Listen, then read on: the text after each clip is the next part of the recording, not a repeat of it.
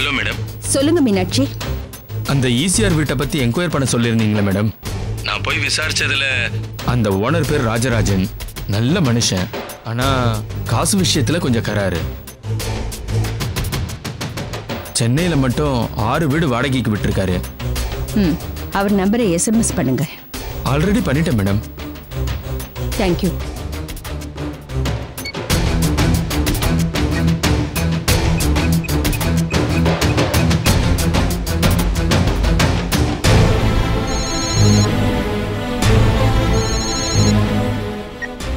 Hello, யார் பேசுறது? வணக்கங்க. வணக்கம்மா. நான் கோகில சண்முகம் பேசுறேன். குவெஸ்ட் டிவில தூண்டில் நிகழ்ச்சியில நீங்க என்ன பார்த்திருப்பீங்களே? வணக்கம்மா. நல்லா இருக்கீங்களா? எந்த வேலையா இருந்தாலும் உங்க ப்ரோக்ராம் ஆரம்பிக்கிறதுக்கு முன்னாடி நான் வீட்டில் இருப்பேன். என்ன விஷயமா? ஆமா,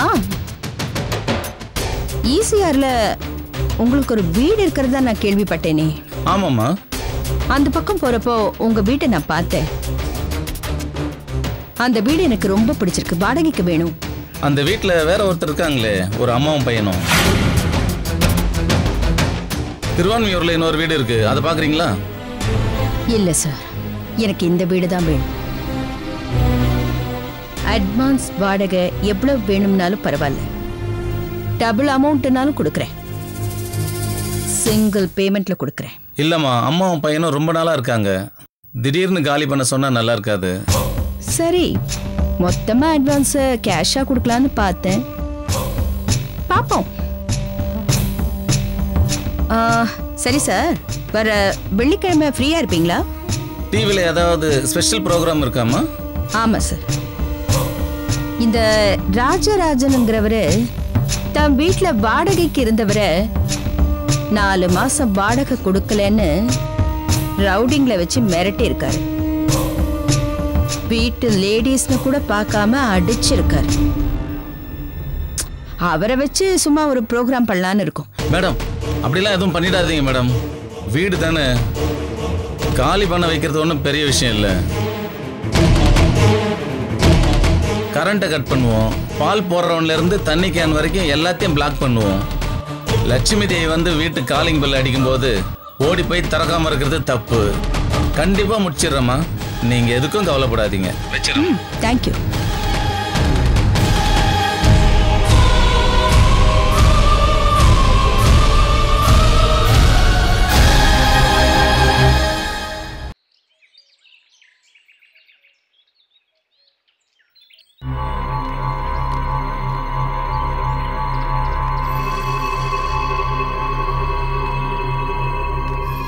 வணக்கம்மா. வாங்க சார். என்ன விஷயம்? ஒரு சின்ன உதவி. சொல்லுங்க. ஒன்றும் இல்லைம்மா, மேடவாக்கத்தில் வீடு வாங்குறதுக்காக இந்த வீட்டை அடமானம் வச்சு லோன் வாங்கியிருந்தேன். அது 6 மாசமா கட்ட முடியாமல் போச்சு. அதோட வட்டியும் ஜாஸ்தி ஆகிப்போச்சு. திடீர்னு வீட்டை காலி பண்ண சொல்லி நோட்டீஸ் விட்டாங்க. என்ன சார் சொல்றீங்க? ஆமாம்மா, நானும் உங்களை மாதிரி ரொம்ப ஷாக் ஆகிட்டேன். நான் எவ்வளோ சொல்லி பார்த்தேன். பாவம் அம்மாவும் சின்ன பையனும் ரொம்ப நாளாக இருக்காங்கன்னு. திடீர்னு காலி பண்ண சொன்னா எப்படின்னு கேட்டேன். அவங்களுக்கு மனசாட்சியே இல்லைம்மா, காசு தான் குறி. சீக்கிரமாக காலி பண்ண சொல்லுங்க, இல்லைன்னா நாங்களே சீல் வச்சிருவோன்னு மிரட்டுறானுங்க. திடீர்னு காலி பண்ண சொல்றீங்க? 2 நாளா கரண்ட்டும் இல்லை, தண்ணி கூட நான் வெளியில இருந்து தான் வாங்குறேன். ஆமாம்மா, பணம் கட்டலன்னு உடனே அவங்களே எல்லாத்துக்கும் நோட்டீஸ் விட்டானுங்க. சீக்கிரமாக காலி பண்ணிட்டீங்கன்னா உங்களுக்கு ரொம்ப நல்லது. காசு கலைஞ்சவனுங்க காலி பண்ணுறதுக்காக என்ன வேணாலும் செய்வானுங்கம்மா. இந்தாங்கம்மா, நீங்கள் கொடுத்த அட்வான்ஸு. தப்பாக நினச்சிக்காதீங்கம்மா. ப்ளீஸ்மா, வாங்கிக்கங்கம்மா. எவ்வளோ சீக்கிரம் காலி பண்ண முடியுமோ பண்ணிடுங்கம்மா. அது உங்களுக்கு தான் நல்லது. வரேங்கம்மா.